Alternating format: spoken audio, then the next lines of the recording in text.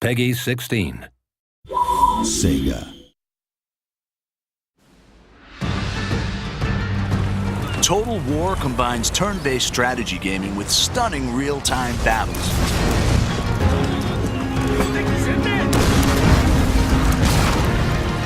Players take command of nations, armies, and generals as they battle for ultimate victory.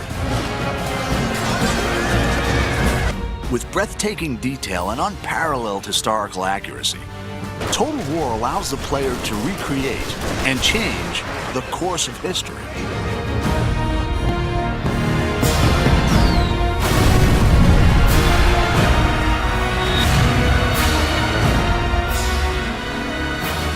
In 2011, the award-winning Shogun 2 offered new AI, streamlined controls, and a host of multiplayer features.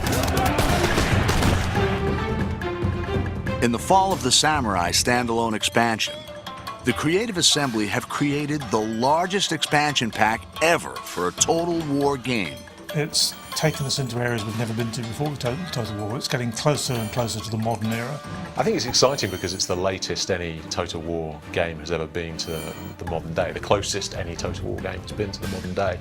And with that brings a lot of really interesting different game features, a lot of scope in terms of how fast the game moves and how quickly your armies are deployed across the map, how many different types of units are available. Set 300 years later than the original game, The Fall of the Samurai sees the clash of traditional samurai culture with the explosive power of the early modern world.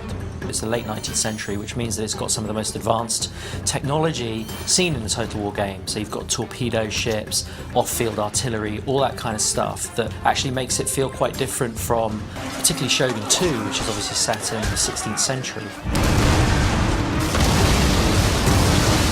This industrial age is the most recent period ever covered in a Total War game, offering new game mechanics to please and challenge fans.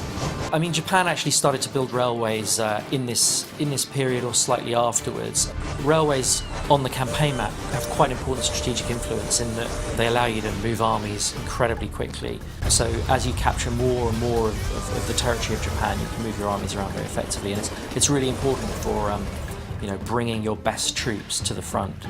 Fall of the Samurai doesn't require the original Shogun 2 game, and easy-to-follow tutorials will show new players how to command the action.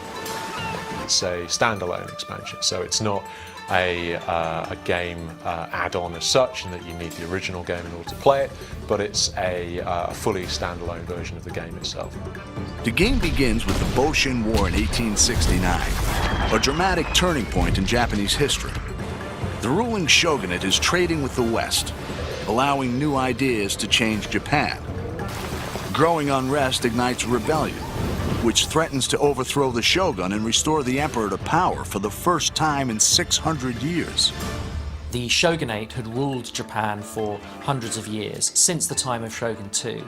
But people were getting more and more agitated as the shogunate kind of opened up Japan to foreign influence. And so there was a movement called Revere the Emperor, Expel the Barbarians. And it eventually sort of boiled up into full-blown rebellion where whole domains rise up and try and overthrow the shogunate. The player chooses a clan and decides whether to remain loyal to the shogun or to fight for the emperor. Every clan has their own unique strengths and challenges, civilian, diplomatic, or military. Each faction within an allegiance has its own clan trait, which gives it a very specific play style. Like you might have one who is more open to modernization or trade, in which case they'll have access to cheaper modern units, more money from trade with Western powers, or you may have some who are just the opposite. In the next trailer, we'll find out how the campaign and the real-time battles have been reimagined and redefined.